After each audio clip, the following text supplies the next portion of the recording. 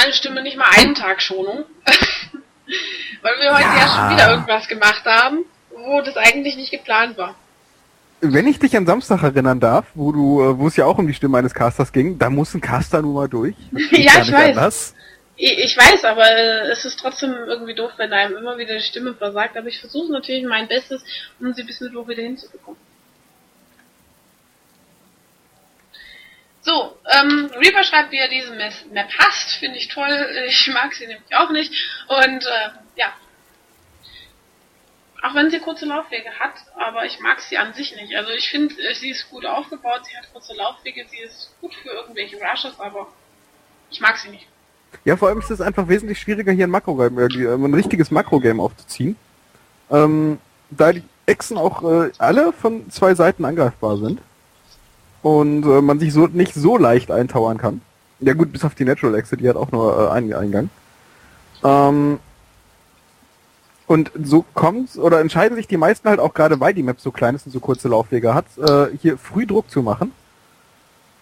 Und das verspricht ja für uns immer ein schöneres Match zu werden. Ja, das wird auf jeden Fall ein lustiges Match und ich knüpfe jetzt gerade den letzten Weihnachtsmann. Ja, ich hatte dieses Jahr wirklich noch nicht einen. Ich habe noch nicht in einen Weihnachtsmann gebissen. Ich hatte jetzt den ersten, das ist mein erster Weihnachtsmann tatsächlich. Ja. Okay, Moment, ich muss mich entschuldigen. Ich habe diesen Winter noch nicht einen Weihnachtsmann gehabt, denn dieses Jahr ist noch nicht ganz so frisch. Und ich könnte mir vorstellen, dass auch mehrere noch nicht einen Weihnachtsmann dieses Jahr hatten. Aber letztes Jahr zähle ich jetzt einfach mal dabei. Ja. Dann, wir könnten ja schon eine Schweigeminute einlegen für deinen Weihnachtsmann, der gerade sein Leben lässt. Das reicht auch schon. Ja, ist richtig. Ja. Nimm doch erstmal den Weihnachtsmann aus dem Mund, bevor du was sagen willst. Was? Das war für ja, den Weihnachtsmann. Ne? Und Heines könnte ziemlich früh Druck aufbauen. Ja, Reaper schreibt es auch schon selber. Mit einem 2-Rex-Push. Das heißt, direkt Marines pumpen bis zum Blöde werden und schnell drauf. Er will ja auf jeden Fall Druck machen. Die Map ist auf jeden Fall dafür geeignet. Und sie hat ja, gute Laufwege. Reaper antwortet darauf aber mit einer Forge. Wird dann wahrscheinlich 1, 2 Cans irgendwo hinpflanzen. Um das Ganze abwehren zu können. By the way, eure Stream-Grafik ist echt gut. Dankeschön.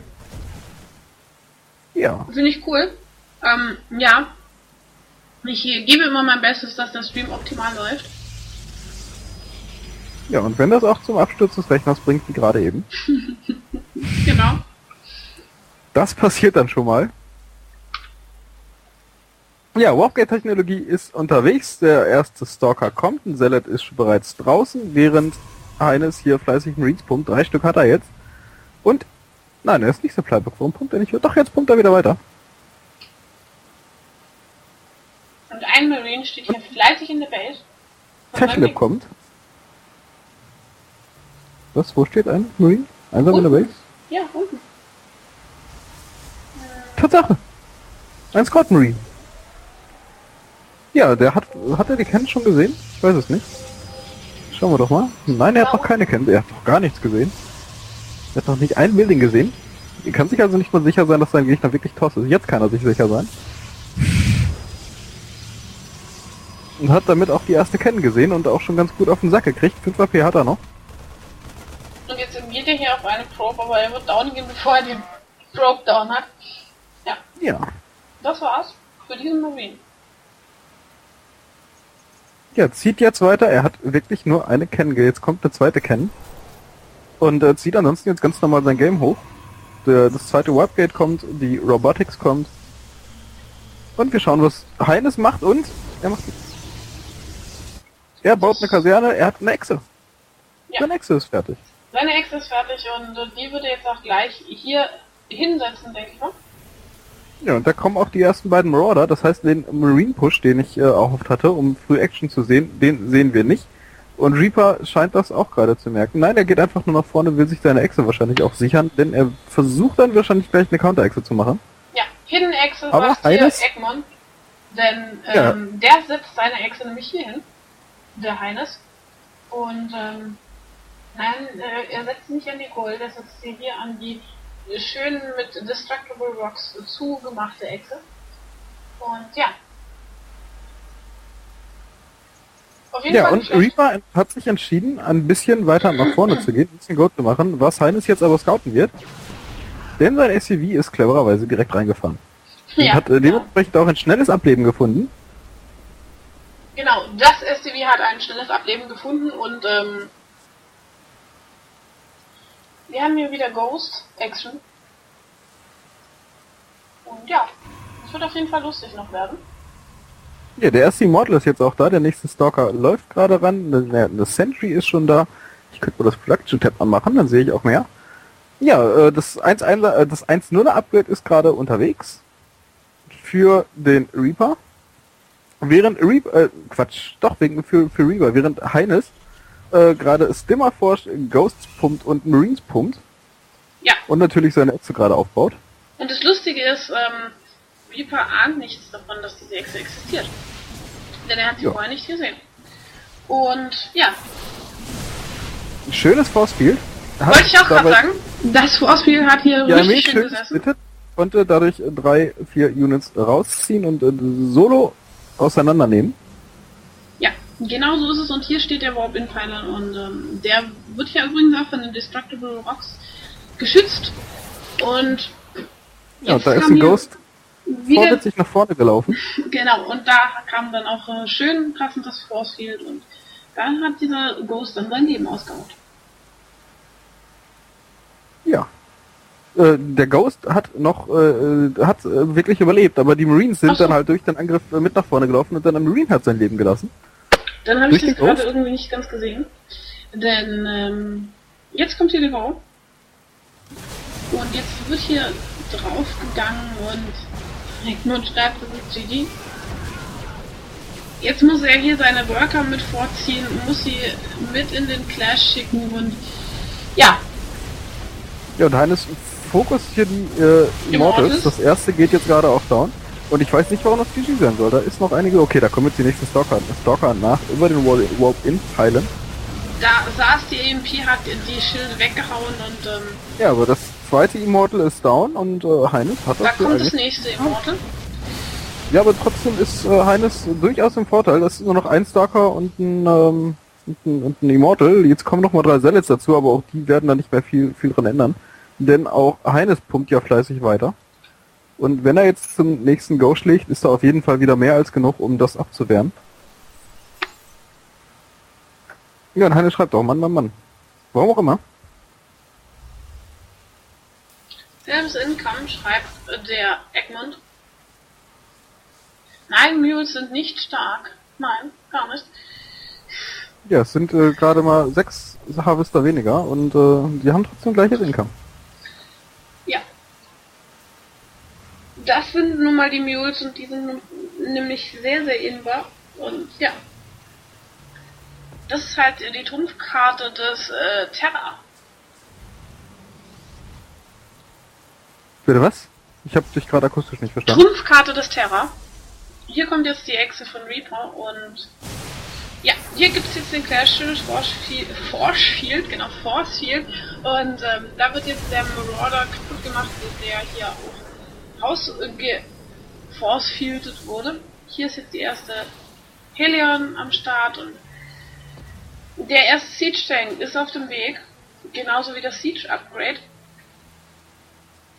Und ich weiß wirklich nicht, warum das GG sein soll, denn dieses Game wird bestimmt noch spannend und ja. Ja, da ist für beide noch alles offen, definitiv. Und solange Wobei hier der Warp-In-Pylon steht, hat hier auf jeden Fall Reaper seine Möglichkeit hier reinzukommen. Ja, und Kosten der Armee sind gerade so ziemlich gleich. So, er hat den Overseer gesehen. Wenn man ein bisschen aufpasst, dann sieht man den nämlich. Income ist momentan sehr gleich. Und die beiden hoffen hier auf HTS. Ja. Das hoffe ich doch einfach mal auch, während Reaper erstmal noch fleißig Geld weiterpumpt, um das Income, was er jetzt durch die Exe erhält, dann auch entsprechend ausgeben zu können. Das war gerade sehr schön. Sehr schöne Trash-Talk. Weißt du was ich nicht, was ich weiß? Und ein Fragezeichen von Reaper. Und dann hat er eines gemeint, ein Supply-Prophet, ne? Und ja, warum er Vikings baut, das wissen wir nicht. Vielleicht will er damit ein Division kriegen. Hier runter oder irgendwo hoch. Damit er hier mit den Siege-Tanks draufgehen kann. Ja. Das wäre zumindest eine Variation, wobei er dafür auch einfach ein paar Medivacs mitnehmen könnte. Die können nämlich dann gleichzeitig noch ein bisschen healen. Seinen schönen kleinen Bioball, den er hat. Und der erste Tank ist jetzt da. Im Siege-Mode. Und ich denke mal, die Vikings sind ja auch vor allem für Scouting-Zwecke da. Da muss ich Egmont aber recht geben, mehr Tanks wären geil. Ja, die wären auf jeden Fall geil. Die würden dem Haus auf jeden Fall ein bisschen zusetzen. Und sie wären auf jeden Fall eine gute Sache, hier die Base zu verteidigen. Ja, die Vikings gehen jetzt einfach mal zum Scouten los. Da kommen aber auch schon die ersten Stalker und die Vikings ziehen sich sofort zurück. Hier kommen auch die damit hat er dann gar nichts gesehen. Ja, damit hat er nichts gesehen und das hat ihm so gut wie gar nichts gebracht. Eigentlich hat es ihm nichts gebracht. Weiß aber mittlerweile dann auch von der Exe von Reaper, ja, da er das Gas gesehen hat. Und er addet weiter Vikings und ich verstehe ehrlich gesagt nicht, warum er Vikings addet. Ich gehe einfach mal davon aus, dass er mit Colossi rechnet. Und da sind Vikings ja bekanntlich gar nicht mal so schlecht. Jetzt wird hier das Charge Upgrade Jetzt wird hier das Charge Upgrade erforscht und damit kriegen die Zealots hier auf jeden Fall einen Buff, der nicht schlecht ist. Hier kommt jetzt der nächste Warp in Pylon, der hier oben wurde gekickt von den Vikings. Und hier werden gleich 2 Warp in Pylons gesetzt. Ja, den einen zum Gucken, den anderen zum Warpen. Welcher, ja, wie, ist scheißegal, aber er hat auf jeden Fall eine ziemlich große Warp-In-Fläche. Aber er hält den Container auf jeden Fall noch ziemlich gut aufrecht. Und auch wenn Heines ja seine Echse schon am Laufen hat, hat es auf jeden Fall schwierig, weiter zu exen. Was Reaper ausnutzen könnte, um jetzt einfach noch mal eine dritte Echse zu spielen. Dann hätte er auf jeden Fall einen richtig heftigen Vorteil und könnte ihn dann ausmakronen. Hier kommt das Templar-Archiv und damit sind die Hoffnungen von Egmont und Nam erfüllt. Es kommt Templar und ja.